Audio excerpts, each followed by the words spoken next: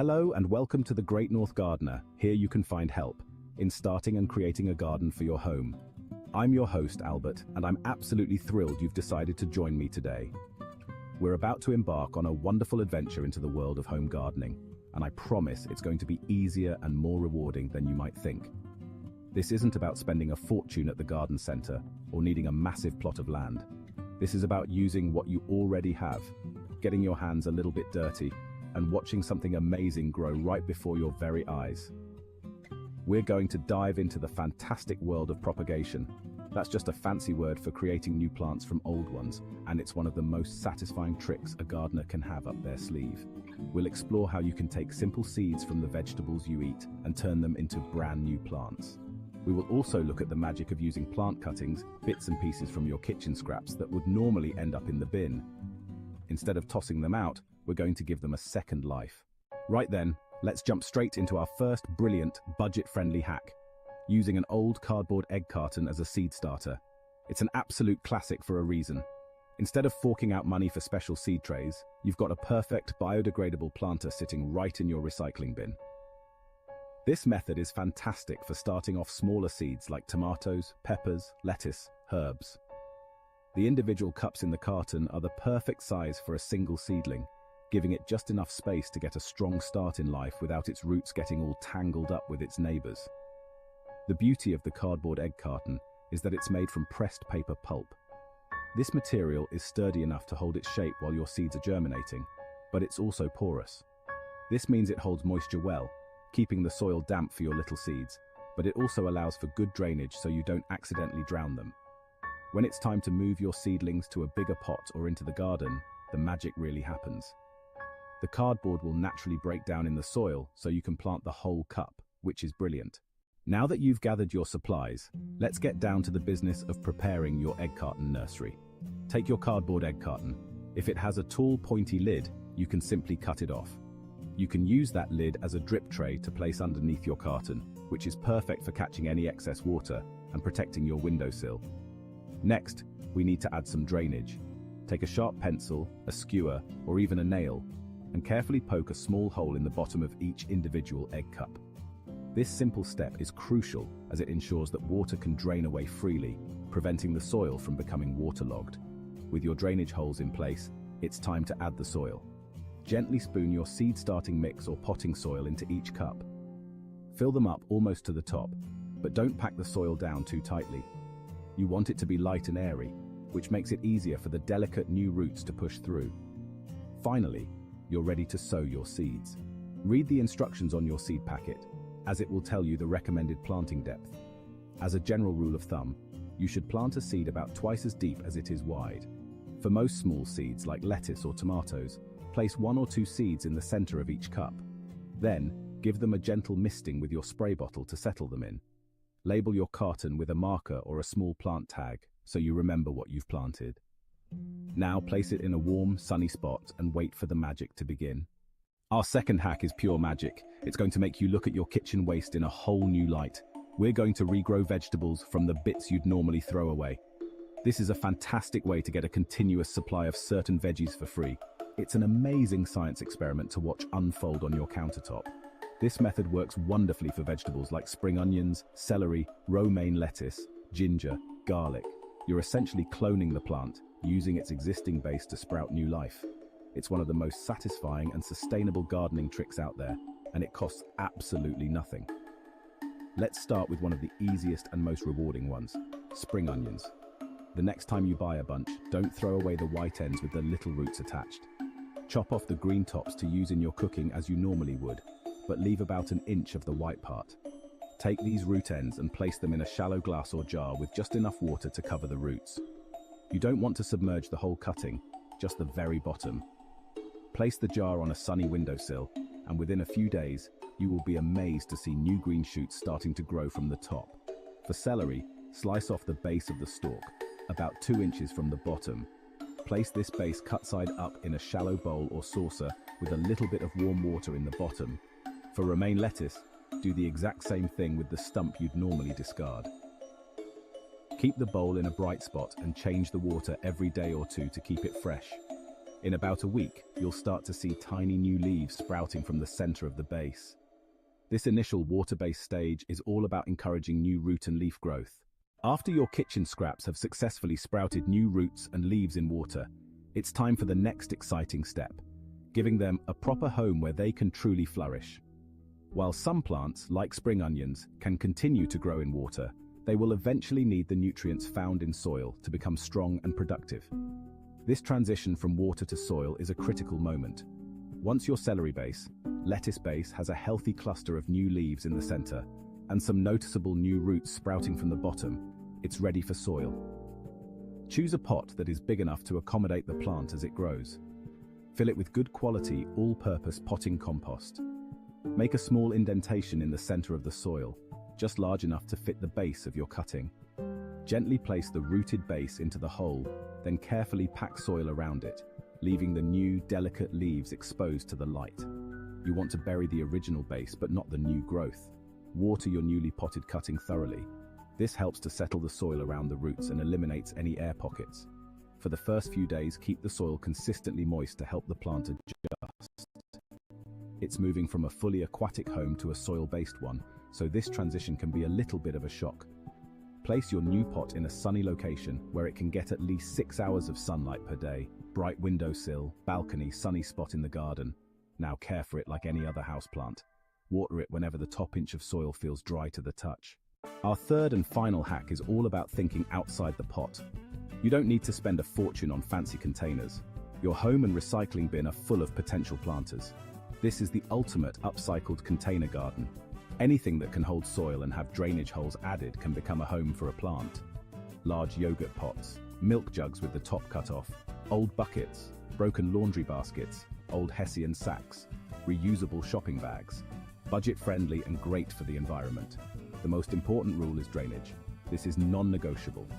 Plants in waterlogged soil will suffer root rot, so make sure water can escape. Use a drill on plastic containers or carefully poke holes with scissors. 2-liter bottles cut in half, great for individual herbs, basil, parsley, or a single lettuce plant. 5-gallon buckets, perfect for larger plants. Single tomato, pepper plant, cluster of bush beans. Big containers like an old tire or a large storage tote make a mini vegetable patch. Carrots, potatoes, leafy greens. Fill containers with good quality soil. Paint your containers for a cheerful display. An old colander makes a brilliant hanging basket for strawberries or trailing tomatoes. Use wooden crates or pallets on their end to build vertical gardens. Experiment and let your personality shine. Your garden will be unique and a great conversation starter. So there you have it. 3 incredibly simple, effective, and budget-friendly hacks to kickstart your very own vegetable garden. We've learned how to turn a humble egg carton into a perfect seed nursery, giving tiny seeds the best possible start in life. We've discovered the sheer magic of regrowing new plants from kitchen scraps, creating an endless supply of fresh greens from bits we would have otherwise thrown away. And we've unleashed our creativity by building an upcycled container garden, proving that you don't need expensive pots to grow beautiful, delicious food. You now have the knowledge and the tools to get started today, right now. The most important thing I want you to take away from our chat is that gardening should be fun. It's a journey of discovery, not a test you have to pass. Don't be afraid to experiment. Try growing different things. See what works best on your windowsill or in your particular patch of sunlight. Some things will thrive, and others might not, and that's perfectly all right. Every success and every failure is a learning experience that makes you a better gardener. The real reward is in the process itself, the quiet moments spent watering your plants, the thrill of seeing a new leaf unfurl, and the immense pride of eating something you grew with your own hands. This is just the beginning of your adventure. As you watch your seedlings grow and your cuttings take root, you'll become more connected to your food and the natural cycles of the world around you. There's something deeply satisfying about nurturing a plant from a tiny seed or a discarded scrap into a vibrant living thing that can, in turn, nourish you. I encourage you to keep learning, keep experimenting, and most importantly, keep enjoying the simple pleasure that comes from making things grow. Your garden, no matter how small, is your own little slice of nature. I truly hope you feel inspired to give these ideas a go. I would absolutely love to see what you create and hear about your gardening successes. Your journey is what this is all about. and sharing it can inspire others to start their own. So get started with your egg cartons, rescue those veggie scraps, and look at your recycling bin with new eyes. The world of home gardening is open to you, and it's a wonderfully rewarding place to be. Tell us what you think in the comments and like and subscribe.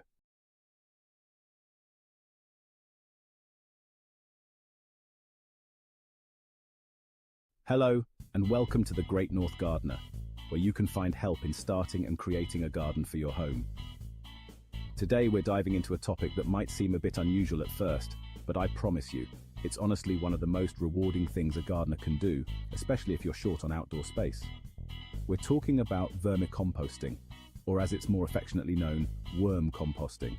It's a brilliant way to turn your kitchen scraps into what gardeners call black gold. A wonderfully rich compost that your houseplants and container gardens will absolutely adore. It's clean, it's efficient, and it's surprisingly simple to get started right inside your own home, whether that's a flattened apartment, a house. Now, I know a lot of people are put off by the idea of keeping worms indoors.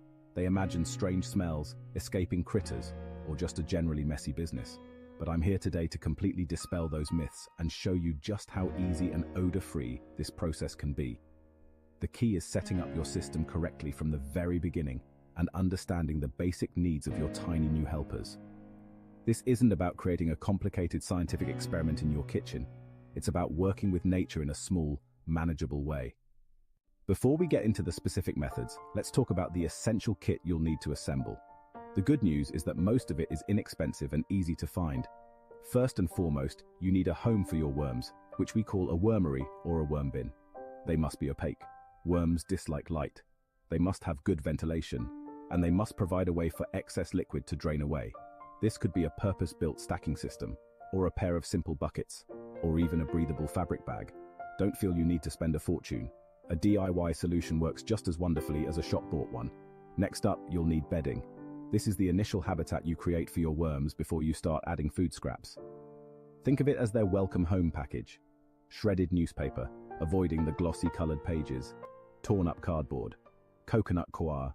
Our first method is perhaps the most popular and commercially available option, the stackable wormery. These systems are fantastic for beginners because they are designed specifically for the job and make harvesting the finished compost incredibly simple. Base layer with a tap for draining off the liquid fertilizer, often called worm tea. Liquid fertilizer, often called worm tea. Several stacking trays that sit on top of one another. Each tray has a perforated bottom. This allows the worms to migrate upwards as they finish processing the material below. Set up just the bottom tray that sits above the liquid collecting base. Fill this tray about 3/4 full with your prepared, damp bedding material. Gently introduce your worms, spreading them over the surface of the bedding. Leave the lid off for the first hour or so in a brightly lit room. This encourages them to burrow down. If you're looking for a more budget-friendly or DIY approach, the bucket-in-a-bucket method is an absolute winner. It's incredibly effective and can be made with materials you might already have lying around. All you need are 2 identical opaque buckets around 20 liters, is a good size and a lid for one of them. Take one bucket, the inner composting bin, and drill a series of small holes about 5 to 10 millimeters in its base. This is crucial for drainage and aeration. Then drill a few rows of similar-sized holes around the upper rim for ventilation. Second bucket stays untouched. It's the reservoir. Place small bricks or stones in the bottom to create a gap. Nest the drilled bucket inside it. Fill the inner drilled bucket about halfway to 3/4 full with damp bedding like shredded cardboard and newspaper. Gently introduce your composting worms to the surface and give them time to burrow and settle. Add your first small offering of kitchen scraps, buried slightly under the bedding to discourage fruit flies. For those who are particularly concerned about airflow and want the most breathable system possible, the fabric bag method is an excellent choice. Often sold under brand names like the Worm Inn, these are durable, breathable fabric bags, with a zippered top and a drawstring bottom designed to be hung from a stand. Constant airflow from all sides creates an aerobic environment that's hard to turn sour or smelly. It also wicks away excess moisture, lowering the risk of waterlogging. Setting up is intuitive. Assemble the stand, wood or PVC pipes, and hang the bag securely. Fill the bag halfway with bedding, light, fluffy, and pre-moistened. Add your worms to the top and let them settle before the first light feeding of kitchen scraps on the surface. Feeding is continuous flow. Always add fresh bedding and food to the very top. Worms live and work in the upper layers, processing new material. Finished castings naturally filter down to the bottom of the cone-shaped bag. Fresh ingredients at the top, finished product at the bottom, worms happily in between. The single most important factor in successful odor-free worm composting is balance. A healthy worm bin should smell pleasant and earthy, like a forest floor after it rains. Golden rule: only add new food when the previous feeding has been mostly consumed. Pay attention to feeding rate, moisture, food types, and aeration. Do these things and your worms will be happy, healthy, and productive. And your indoor composting will stay clean and odor-free. So there you have it. 3 simple, effective, and completely foolproof methods for starting your very own worm composting system right inside your home. Taking the scraps from your meals and transforming them into the very stuff that will nourish the next things you grow. Your houseplants, balcony tomatoes, herb gardens will thank you for it with more vibrant foliage and healthier growth. It becomes an easy and rewarding part of your weekly routine. I truly hope you feel inspired to give it a go. Now, I would absolutely love to hear from you. Have you tried worm composting before? Do you have a preferred method or any tips and tricks of your own to share with our community? Please leave your thoughts, questions, and experiences in the comments below. If you found this helpful, please give it a like and subscribe to The Great North Gardener. Thank you for joining me today, and happy composting.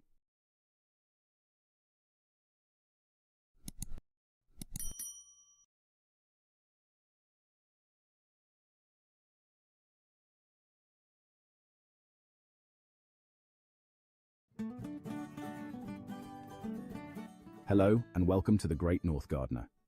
Here you can find help in starting and creating a garden for your home, a space that not only feeds your body but also your soul. It's a wonderful thing, honestly, to get your hands in the soil. In a world that's constantly rushing, gardening invites us to slow down, to connect with the earth in a very real and grounding way.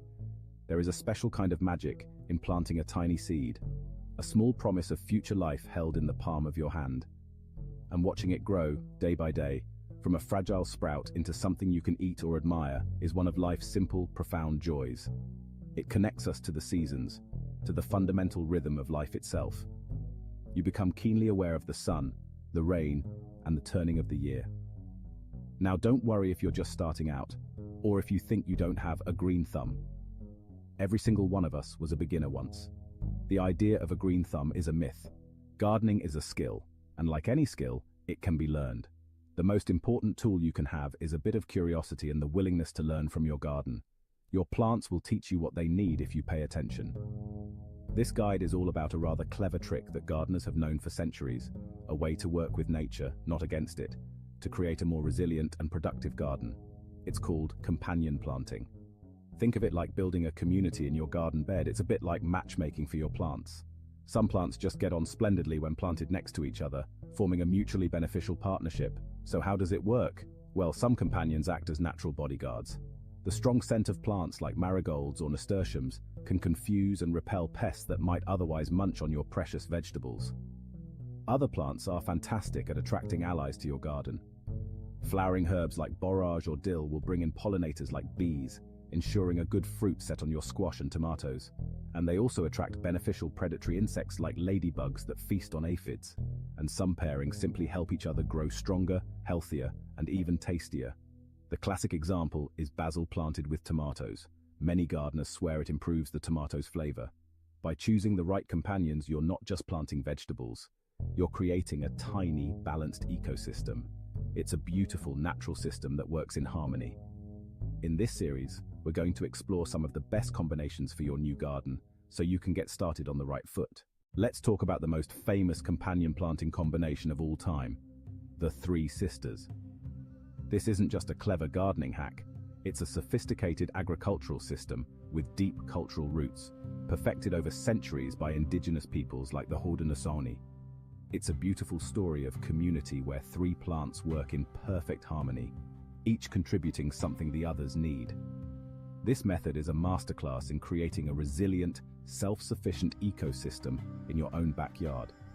The process begins with the eldest sister, corn. After your last frost, plant the corn seeds in a mound. Planting in a block, not a single row, is key for good wind pollination. As the corn shoots up, it establishes itself as the strong backbone of this trio, growing tall and straight to create a natural living pole. This structural support is the corn's first gift to its sisters.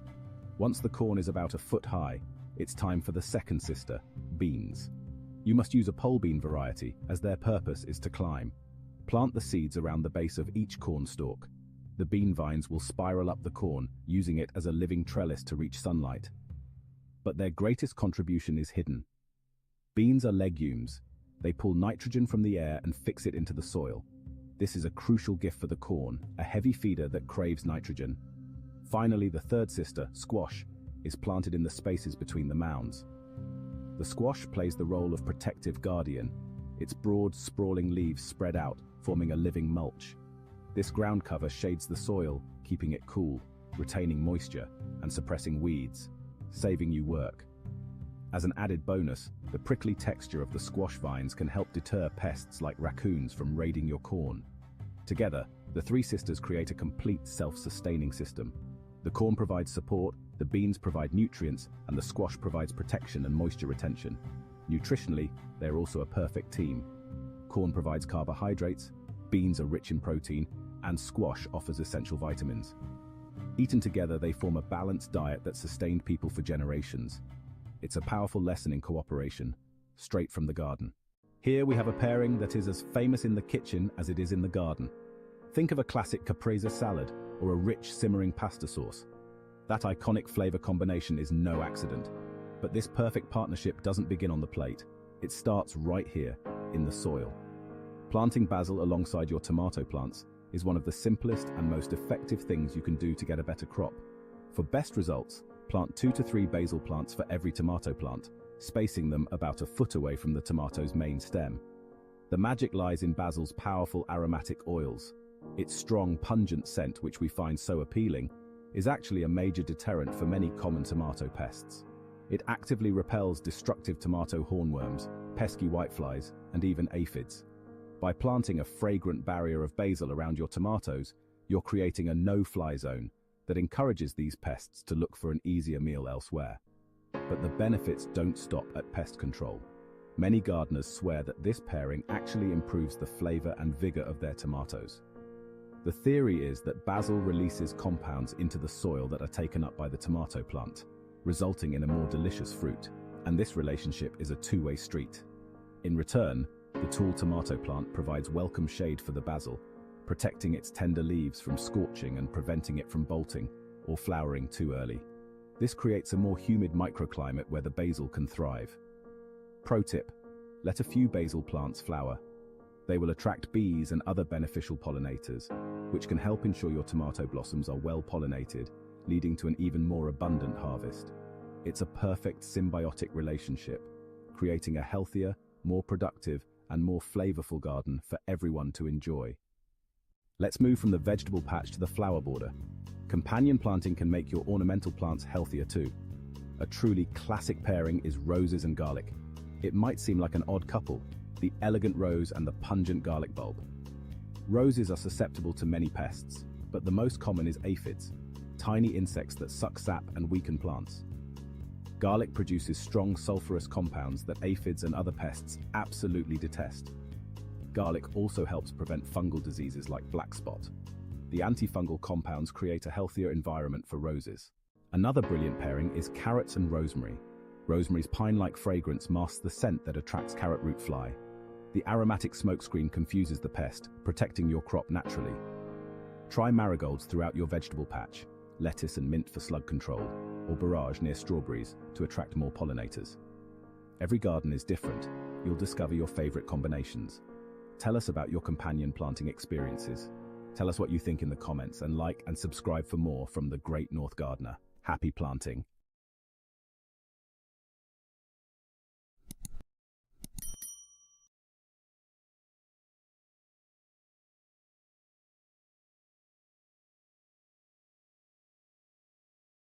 Hello, and welcome to the Great North Gardener.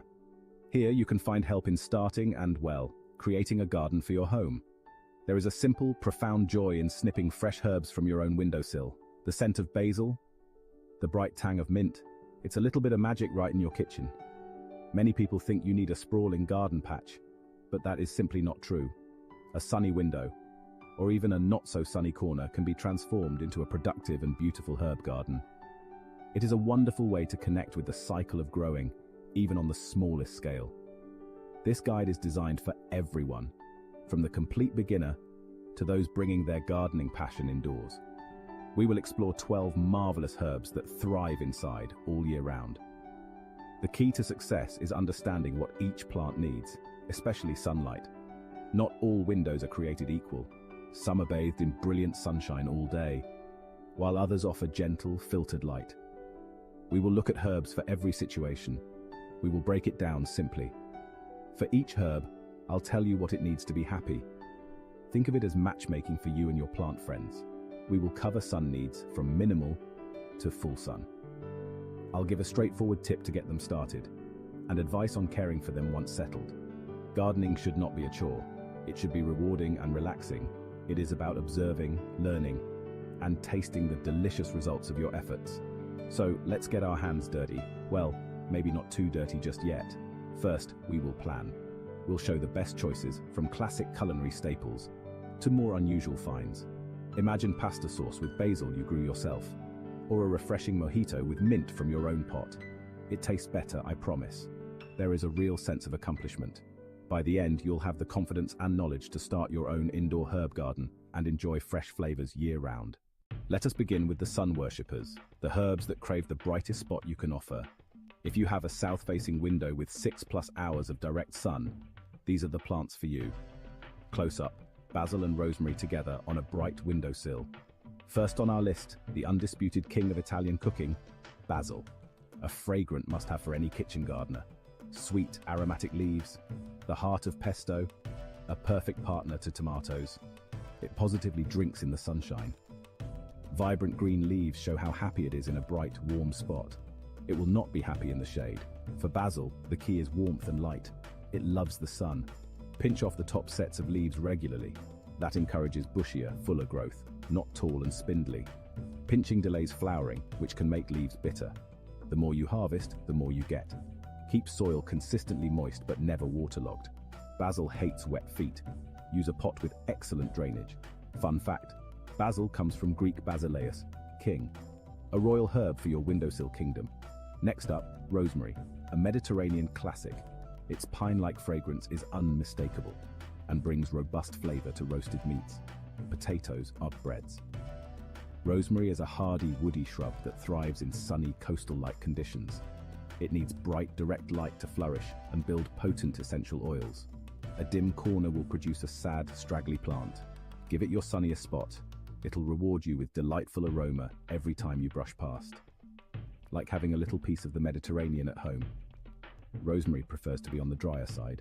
Let the soil dry out completely between waterings. Overwatering is the most common way to kill indoor rosemary. Good air circulation helps, don't crowd it. Prune to keep shape and encourage new growth. Snip a few sprigs whenever you need them for cooking. Fun fact, students in ancient Greece wore rosemary wreaths to boost memory during exams. A clever and fragrant study aid. Continuing with our sun-loving collection, we have thyme. This delicate-looking herb packs a powerful punch of flavor. Its tiny leaves carry a subtle, earthy, and slightly minty taste. It complements soups, stews, roasted vegetables, chicken. Thyme is a Mediterranean native that adores at least 6 hours of sun, a great low-maintenance choice for beginner gardeners with bright windowsills. Its cascading habit looks lovely spilling over a pot. Tip: start with a small plant from a nursery. Seeds can be slow to germinate. It thrives in well-draining soil, like slightly sandy soil, and detests sitting in wet soil. Better to underwater than overwater. Let the soil dry before watering again. To harvest, snip off the top few inches of a stem. Regular trimming makes it bushier and more productive. Fun fact, ancient Egyptians used thyme for embalming. Greeks used thyme as incense in temples. Now, lemongrass, a herb that brings zest to the party. Not a traditional windowsill herb, but it can be grown indoors successfully. It needs a whole lot of sun and warmth. Long, slender leaves carry a fresh, citrusy aroma and flavor. Essential in Southeast Asian cuisine, particularly Thai and Vietnamese dishes. Growing lemongrass indoors gives you fresh supply for soups, curries, and teas. It grows into a tall, grassy clump for a tropical indoor look. Start from grocery stalks. Place stalks in a glass of water. Roots will sprout in a few weeks. Once rooted, plant in a large pot. Use rich, well-draining soil. It's a thirsty plant. Keep soil consistently moist. Harvest stalks when about half an inch thick by cutting at the base. Snip leaves to make fragrant, refreshing tea. Not every home has a window that is drenched in sunlight all day. Do not worry. There are plenty of herbs happy with less light. These plants thrive in partial sun, about 3 to 4 hours of direct morning sun, bright, indirect light for most of the day. An east-facing window is often ideal. First on our list for shadier spots, parsley, fresh, slightly peppery, a kitchen staple. As a garnish, in sauces, in salads, in soups. 2 main types, flat leaf, Italian, curly leaf. Flat leaf equal sign, more robust flavor. Curly equal sign, decorative. Tip, soak parsley seeds in warm water overnight before planting. Parsley likes consistently moist soil. Don't let it dry out. Regular harvesting keeps it productive. Snip outer stalks from the base to encourage central new growth. Next, mint. One of the easiest, very vigorous. Challenge is containing it. Use in teas, cocktails, mojito, fruit salads. Varieties, spearmint, peppermint, chocolate mint. Prefers morning sun, afternoon shade. Avoid intense afternoon sun. Give mint its own pot. Roots are aggressive runners. They'll take over mixed containers. Mint likes slightly damp soil. Doesn't mind damp feet. Harvest by snipping stems to promote bushy regrowth. Fun fact: Greek myth. The nymph Mintha transformed into mint by Persephone. Let us continue exploring the wonderful herbs that flourish without needing a full day of brilliant sunshine. Another excellent candidate for your partially sunny window is chives. These are a member of the onion family. Their slender, hollow green leaves provide a delicate onion flavor, much milder than their bulbous relatives. They are fantastic when snipped and sprinkled over baked potatoes, eggs, soups, salads. Chives are wonderfully easy to grow and tolerate lower light, ideal for an east-facing windowsill with gentle morning sun. Grow chives from a clump division or a small nursery plant. They can be slow from seed. They grow in clumps and expand over time. Keep the soil consistently moist. Harvest with scissors, snipping about an inch from the base. It's like giving the plant a haircut, and it encourages new growth. Cut from the outside of the clump. They also produce beautiful, edible purple flowers with a light onion flavor that look lovely in salads. Another great herb for less sun is cilantro, aka coriander. It's a love it or hate it herb. Complex, citrusy, and for some, soapy. A cornerstone of Mexican, Indian, and Southeast Asian cooking. Used fresh in salsas, chutneys, and curries. Cilantro prefers cool temps and avoids intense direct sun. Bolting happens otherwise. Once it bolts, leaves lose flavor. East-facing windows help keep it leafy longer. Plant cilantro seeds successively every few weeks for a continuous supply. Each plant has a short life cycle. It grows quickly from seed. Keep soil evenly moist and provide good air circulation. When it bolts and sets seeds, harvest them. Those seeds are coriander, warm, spicy, and citrusy. 2 products from 1 plant. Nothing in the garden goes to waste. Now, for those corners of your home that see very little direct sunlight, perhaps a north-facing window, or a spot further back from the light source. You might think growing herbs here is impossible, but I have a couple of wonderful options for you. These plants are tolerant of low light conditions, although it's important to remember all plants need some light. The first is lemon balm. A member of the mint family, it has a gentle lemon scent and flavor. Use the leaves to make a calming herbal tea, chop them into salads, or add to fish dishes for a subtle citrus note. Lemon balm is forgiving. Like mint, it can be an enthusiastic grower. It's less aggressive and happy in its own pot. It tolerates lower light well, though growth may be less vigorous than in bright sun. Keep soil moist but not waterlogged. Harvest leaves by snipping them off as needed. Fun fact, historically used to reduce stress and anxiety, and its tea is still enjoyed for calming properties. Our final low-light hero is chervil, a delicate, often overlooked member of classic French fines herbs. A subtle flavor, a whisper of parsley, a hint of anise, and a touch of licorice. Its lacy, fern-like leaves add elegance to dishes. Best used fresh, chopped at the very end of cooking. Wonderful with eggs, fish, light soups, and salads. Chervil dislikes direct sun and heat. Perfect for a cool, shady windowsill. Best grown from seed directly in its pot. Roots don't like disturbance.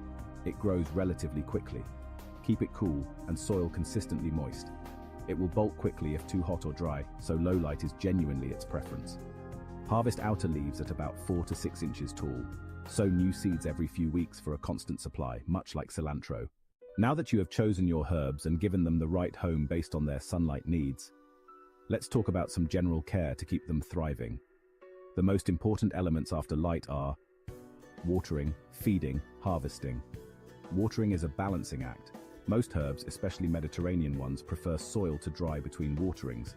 Others, like mint, basil, like it more consistently moist. The best tool is your finger. Stick it an inch into the soil. If it feels dry, water. Always use pots with drainage holes to stop pooling.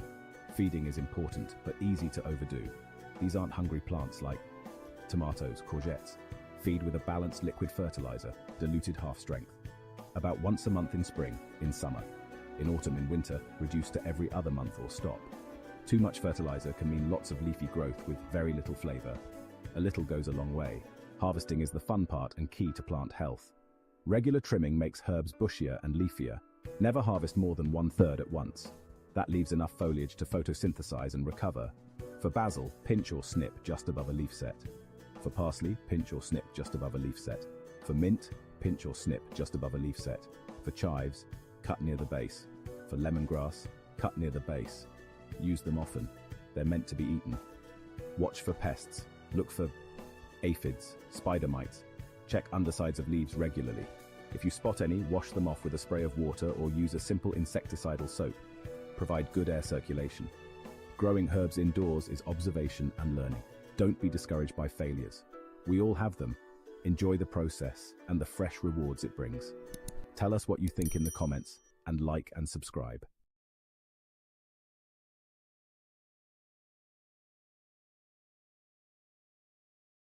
Hello and welcome to the Great North Gardener, where you can find help in starting and creating a garden for your home. Today, we're tackling a challenge many gardeners face, growing lettuce right through the summer. It's a common belief that once the mercury climbs, fresh homegrown salads end until autumn, but that's simply not true. With the right varieties and a few clever tricks, we can keep the harvest going strong even when the sun is blazing.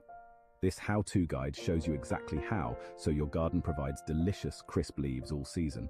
We'll explore lettuce varieties that don't just tolerate the heat, they thrive. Forget about bitter lettuce and forget bolting, when a plant stops making leaves and shoots a flower stalk.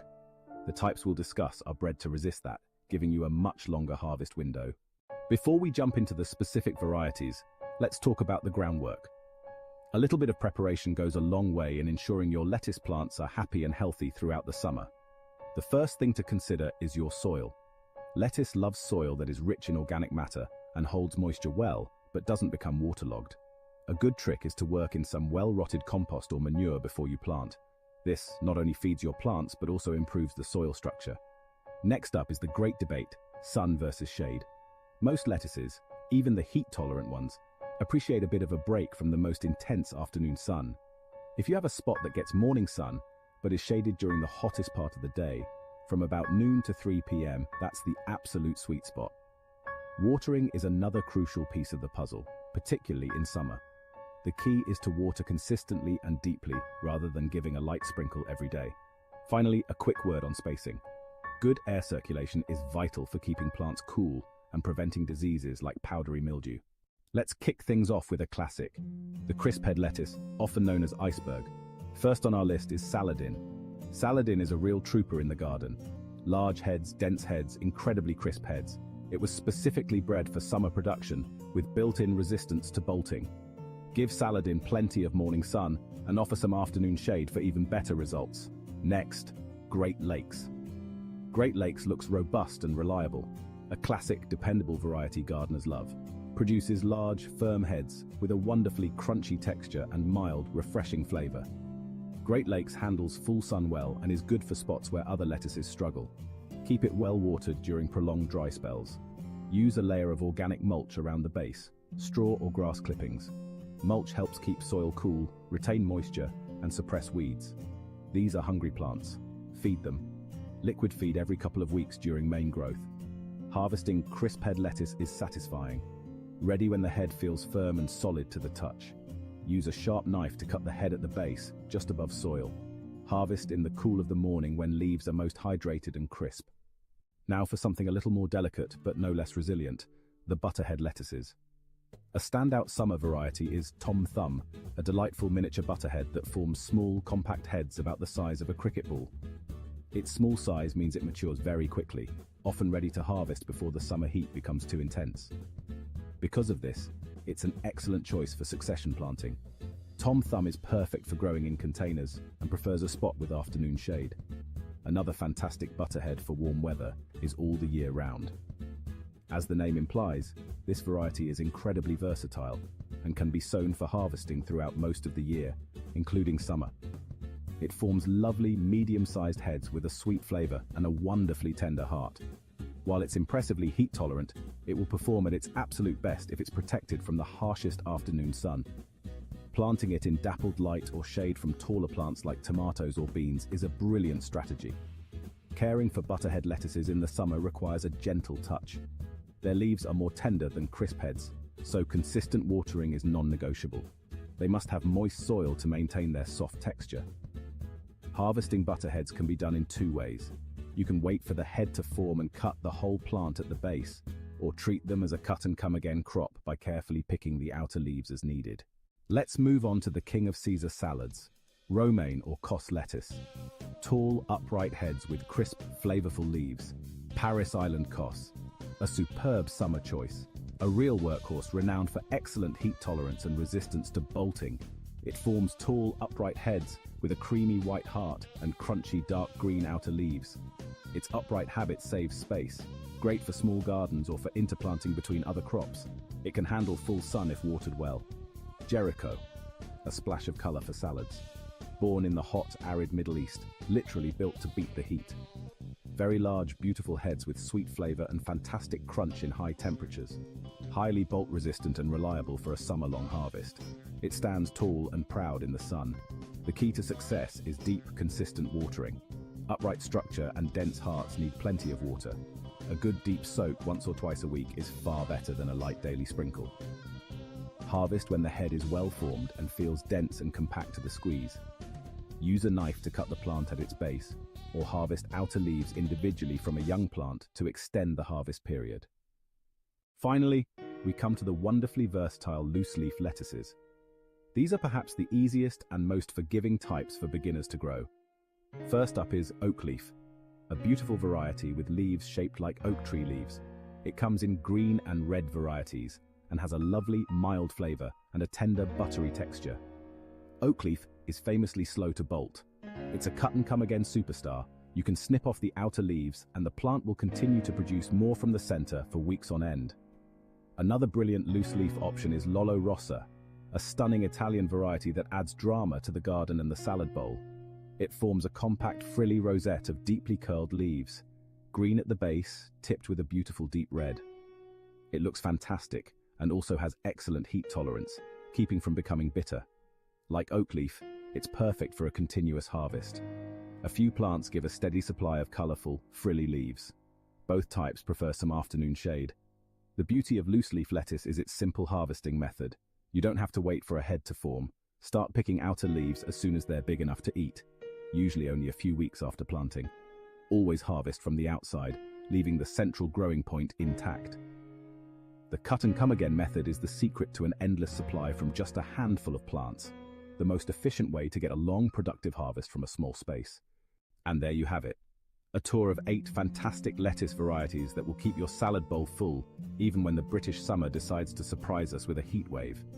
We've covered the sturdy crisp heads, Saladin and Great Lakes, the soft butterheads, Tom Thumb and all the year round, the upright romaine types, Paris Island Kos and Jericho, and the beautiful loose-leaf varieties, oak leaf and Lollo Rossa. The main takeaway is that successful summer lettuce growing comes down to 2 simple things: choosing the right variety and giving it the right care. By selecting lettuces that are naturally heat tolerant and bolt resistant, combined with smart watering, mulch, and afternoon shade, you'll be amazed at what you can achieve. Gardening is all about this partnership with your plants. I hope this guide has inspired you and given you the confidence to try growing your own lettuce this summer. There is truly nothing more satisfying than stepping out into your own garden and harvesting fresh, crisp leaves that you've grown yourself. Now it's over to you. I'd absolutely love to hear about your own summer gardening adventures.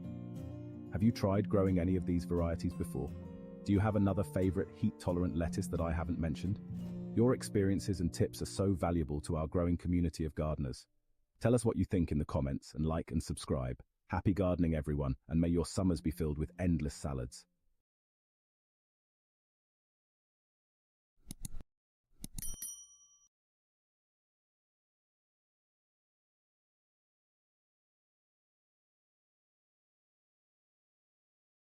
Hello, and welcome to the Great North Gardener. Here you can find help in starting and creating a garden for your home.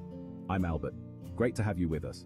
Today, it's a how-to guide for people who want the best shaded plants, from carrots to lettuce, in and out of shade.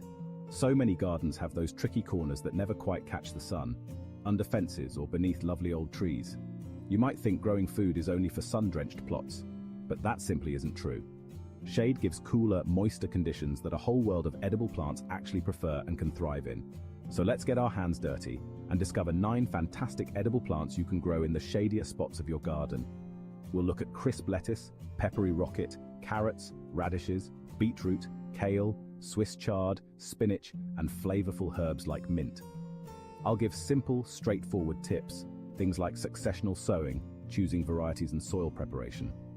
Whether it's a north-facing balcony, a patio with morning sun, or a bed under a birch, your shady spot is an opportunity.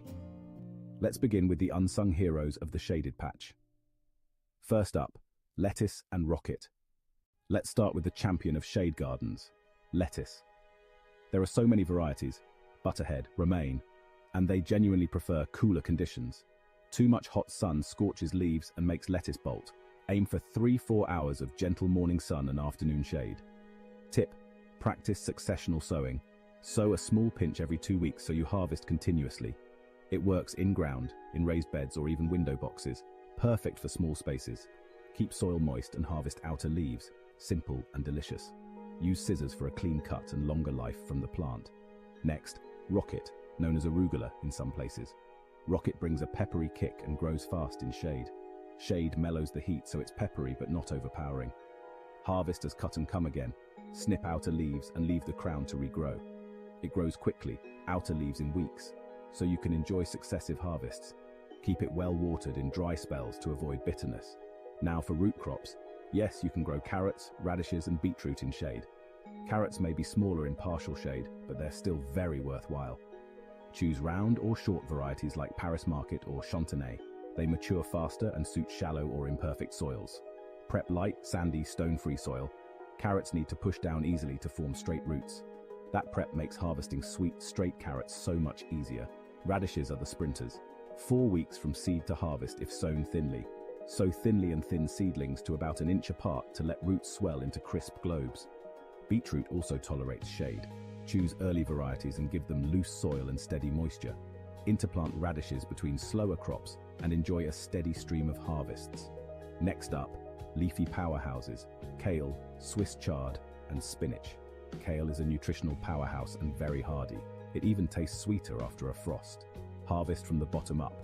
Pick large, lower leaves and work up the stem to encourage new growth. Kale produces over months and can give you harvests into winter in milder climates. Swiss chard is both ornamental and edible. Rainbow stems and big leaves that love partial sun. Stems can be sautéed like celery. Leaves make a great spinach substitute in cooked dishes. Regularly pick outer leaves to stimulate center growth. Cut and come again keeps it productive. Spinach thrives in cool, shady spots. Protect it from soaring summer heat to prevent bolting. Together, these greens can supply your kitchen from late spring to the first frosts. Very reliable crops. Now for flavor. Many herbs do well in shade. Mint in particular loves cool, moist shade. If planted in full sun, it can scorch, so give mint a shady, moist corner. Spearmint, peppermint, apple mint, or chocolate mint. A small pot gives endless leaves for tea, salads, and drinks. Important tip: always grow mint in a container. It's vigorous and invasive if let loose. Parsley also fares well in shade. I favor flat-leaf Italian parsley for stronger flavor. Cut outer stems at the base to encourage new growth from the crown. Harvest often for bushy plants. Pots by the kitchen door are a brilliant convenience. Fresh leaves daily with minimal effort. Finally, brassicas like broccoli and cauliflower can do well if shaded during the hottest afternoon. Too much heat causes buttoning. Grow them where they get morning sun but cool afternoons. Cut the main head and keep the plant in the ground. It will produce tasty side shoots for weeks.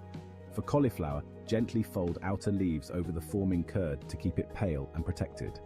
Both need rich soil, steady moisture, and a thick mulch of compost or straw to keep roots cool. With patience and feeding, they can reward you with multiple harvests, a great use of cooler spots. So there you have it, 9 wonderful edible plants to grow with confidence in shady parts of your garden. From crisp lettuce and peppery rocket to carrots, radishes and beetroot, shade can be productive and tasty. Robust greens like kale, chard and spinach, plus herbs such as mint and parsley, will give you great year-round value. Key takeaways: choose the right varieties, prep your soil, mulch, and watch the water, especially under trees. Start small, experiment, and celebrate those small victories. They'll lead to a productive, shady patch. Tell us what you think in the comments, and like and subscribe. Thanks for watching. Happy gardening from the Great North Gardener. See you next time.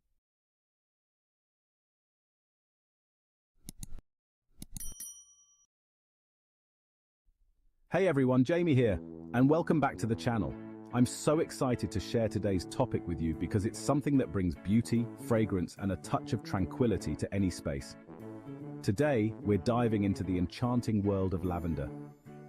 We'll explore its many uses, from aromatherapy to culinary delights, but most importantly, we'll learn how to grow it ourselves. Lavender is not only beautiful, but it's also one of the easiest and most rewarding plants you can grow, even if you're a beginner. Its resilience and adaptability make it a fantastic choice for any gardener. Consider this your ultimate how-to guide, packed with tips and tricks to ensure your lavender growing journey is a success. We'll be focusing on growing lavender from cuttings, step by step, a method that's both cost-effective and incredibly satisfying. Whether you have a sprawling garden, a cozy balcony, or just a sunny windowsill, lavender can thrive in your space with the right care and attention. And trust me, you can do this. With a little guidance, anyone can cultivate these fragrant beauties. We'll cover the essentials, starting with picking the right type of lavender for your climate and growing conditions. Then we'll move on to the practical part, taking cuttings from a healthy lavender plant. Finally, we'll discuss the best methods for nurturing them into thriving, blooming plants that will fill your surroundings with their delightful scent. By the end of this guide, you'll have all the knowledge and confidence you need to create your own little lavender paradise, no matter where you live. So grab your gardening gloves and let's get started. All right, future lavender grower, let's dive into the exciting world of lavender selection. Step 1, choose your lavender. This is where the fun begins, as you get to explore the diverse family of lavender plants and find the perfect match for your garden and your personal preferences. Not all lavenders are the same. Each variety boasts its own unique characteristics, from fragrance and bloom time to appearance and hardiness. Understanding these differences is key to ensuring your lavender thrives and brings you joy for years to come. English lavender, also known as Lavandula angustifolia, is a true classic. It's celebrated for its exceptional hardiness, making it perfect for cooler climates where other lavenders might struggle. Plus, its sweet, floral scent makes it a favorite for culinary uses. Imagine adding a touch of lavender to your baked goods or herbal teas.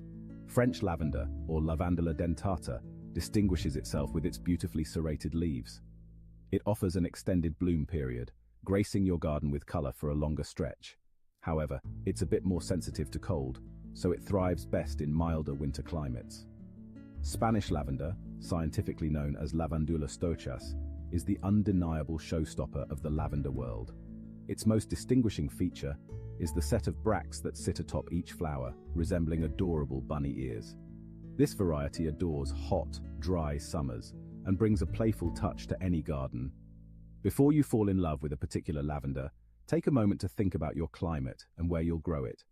Consider the average winter temperatures, the amount of sunlight your garden receives, and the soil conditions. Want that classic lavender scent that evokes relaxation and tranquility, and need a plant that can handle a bit of a chill? Go English. It's a reliable choice that won't disappoint. Prefer long blooms that keep your garden vibrant for months and are drawn to a more unique and eye-catching look. then definitely try French or Spanish lavender. They offer a delightful twist on the traditional lavender appearance. Ultimately, the best lavender for you is one that not only thrives in your environment, but also complements your personal style and the overall design of your space. Match your choice to your space and style. So, have you found the lavender that speaks to your heart and suits your garden's needs? Got your pick? Wonderful. Let's move on to the next exciting step in your lavender growing journey. Step 2, gather your gear. Before we dive into the art of lavender propagation, it's crucial to assemble all the necessary tools and materials. Having everything within reach will streamline the process and ensure a higher success rate. Think of it as preparing your artist's palette before starting a masterpiece. You'll need sharp, clean scissors or secateurs. The sharpness is key to making clean, precise cuts, which minimizes damage to both the parent plant and the cutting. Cleanliness is equally important to prevent the spread of diseases. For clean cuts, a clean cut encourages faster rooting and reduces the risk of infection.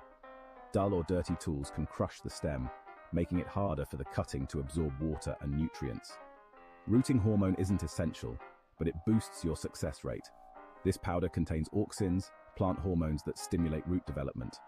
While some plants root readily without it, lavender can be a bit more challenging, so a little help goes a long way. Grab small pots or a seed tray and use a gritty, free-draining compost. Lavender hates soggy roots. These conditions can lead to root rot, a common problem that can quickly kill your cuttings. Mix regular compost with perlite or grit for perfect drainage. Perlite and grit create air pockets in the soil, allowing excess water to drain away quickly and preventing the roots from becoming waterlogged. Lay out your tools before you start for a smooth process. Having everything organized and within easy reach will save you time and frustration, allowing you to focus on the task at hand. Clean your tools with rubbing alcohol to prevent disease.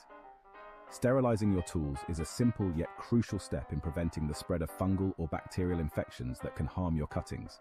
That's your lavender propagation starter pack. With all these essentials at your fingertips, you're well equipped to embark on this exciting journey of creating new lavender plants from your existing ones. Ready? Let's pick the perfect parent plant. Selecting a healthy and vigorous parent plant is the first step towards successful propagation. Step 3. Find a healthy parent plant. Look for vibrant, bushy lavender with no pests or disease. Choose fresh, non-flowering shoots. These have the most energy for rooting. Softwood or semi-ripe stems are best, flexible, green, and not woody. Avoid old, woody stems. They won't root well. Do the bend test. Soft and flexible is perfect. Take your time and pick the healthiest stems. Now let's talk timing. Step 4. Timing matters. Take cuttings from late spring to midsummer when the plant is actively growing. Morning is best. Plants are hydrated and less stressed. Avoid early spring, too soft, and autumn, too woody. Mark your calendar for May to July. Cuttings taken at the right time root faster and stronger. Ready to snip? Let's prep those cuttings. Step 5. Prepare your cuttings. Snip a 4-inch non-flowering stem just below a leaf node. Strip leaves from the bottom half, leaving a tuft at the top. Remove any large leaves or cut them in half to reduce water loss. This helps prevent rot and focuses energy on rooting. Work quickly to keep cuttings from drying out. Repeat for as many cuttings as you want. Each one is a potential new lavender plant. Simple, right? Next, let's give them a boost. Step 6. Rooting hormone time. Dip the moist base of each cutting into rooting hormone powder. Use a separate dish to avoid contamination.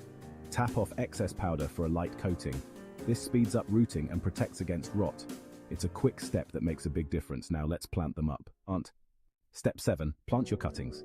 Fill pots with damp, gritty compost and firm gently.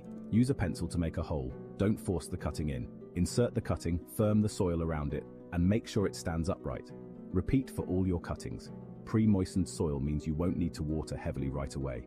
Keep them snug but not crowded. You're building a lavender assembly line. Next, let's create the perfect environment. Step 8. Make a mini greenhouse. Cover pots with clear plastic bags or use a propagator lid to keep humidity high. Add a few holes for ventilation to prevent mold. Place in bright, indirect light. Avoid direct sun. Keep them warm, not cold or drafty. Open vents or remove covers daily for fresh air. This cozy climate helps roots develop. Now let's talk watering. Step 9. Watering is key. Keep compost damp, not wet. Check with your finger every few days. Water gently with a spray bottle or from the bottom to avoid disturbing cuttings. Remove any yellow, brown, or moldy cuttings to protect the rest. Don't worry if you lose a few. Focus on the healthy ones. Overwatering is the biggest risk, so be cautious. Consistent moisture is your goal. Soon you'll see new growth. Let's get them ready for their new home. Step 10. Transplant time. After 4-8 weeks, check for roots by gently tugging the cutting. If it resists, it's ready. If not, give it more time. Harden off by gradually exposing to outdoor conditions over a week or two. Plant in a sunny, well-drained spot or a bigger pot. Water in well and watch your lavender thrive. You did it. That's it. 10 steps to homegrown lavender. Enjoy the scent and satisfaction of your own plants. Share your progress with us and let us know what you want to see next. Like, comment, and subscribe for more gardening adventures. Happy gardening. See you next time.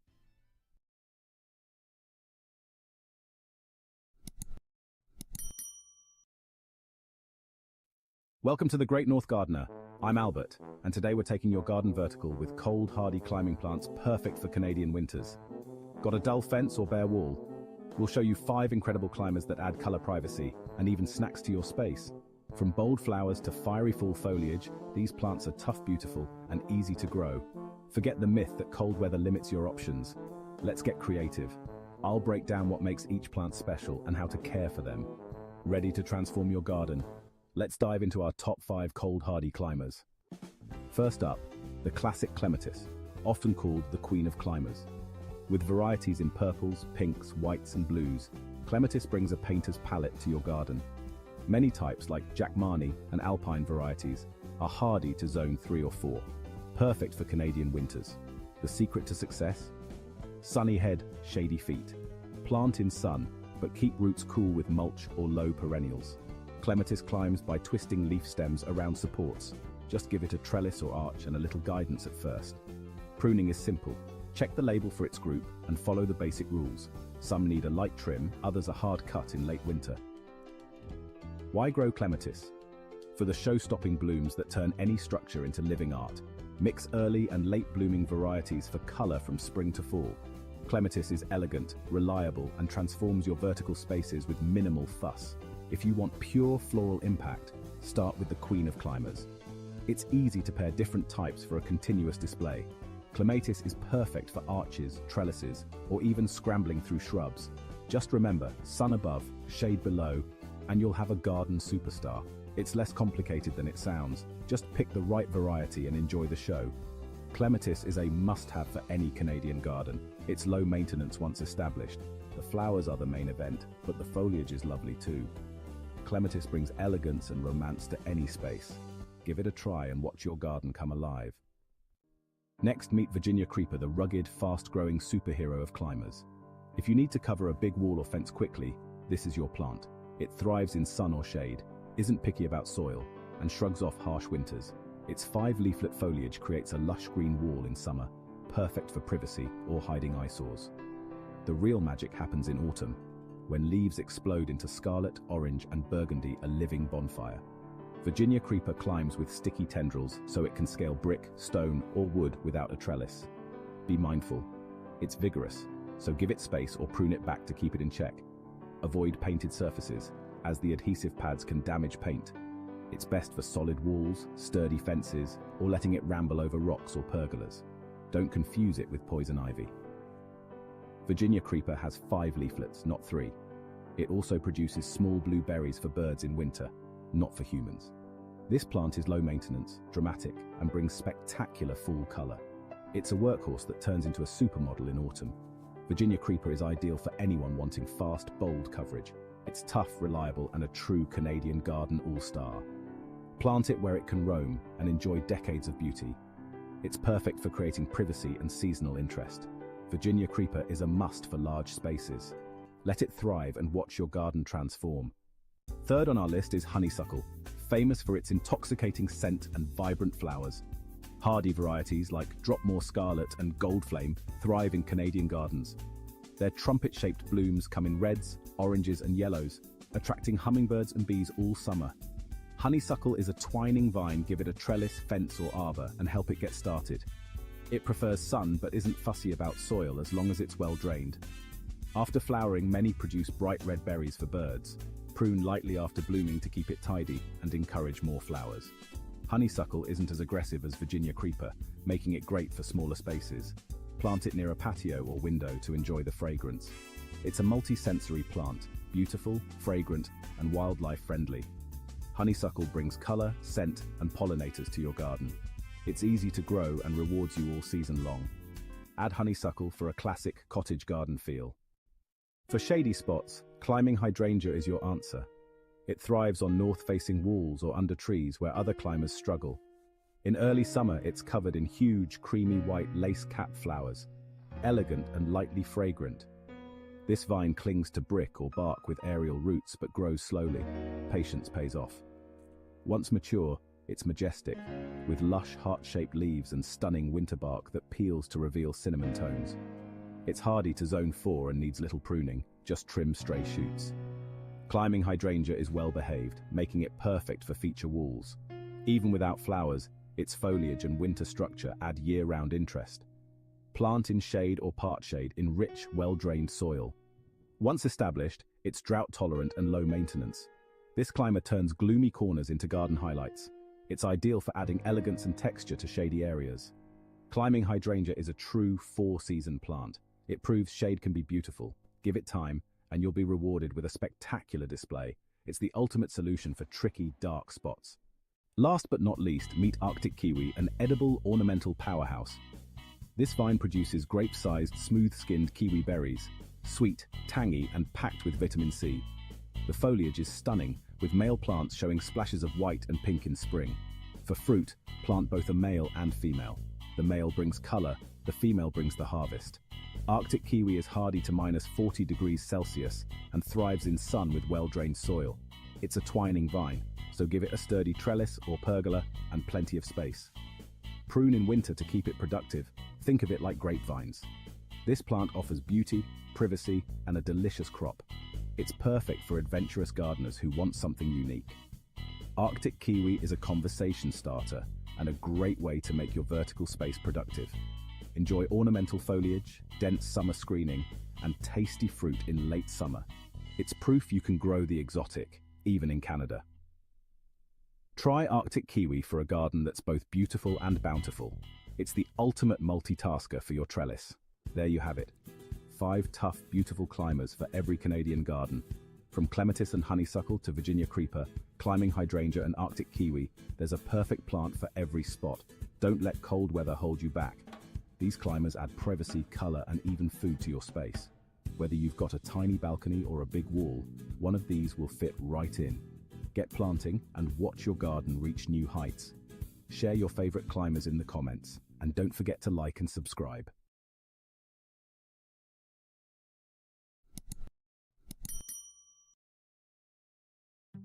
Welcome to the Great North Gardener. Ever dreamed of having your own orchard, even in the chilly Canadian climate? You can do it. Today, I'll show you 4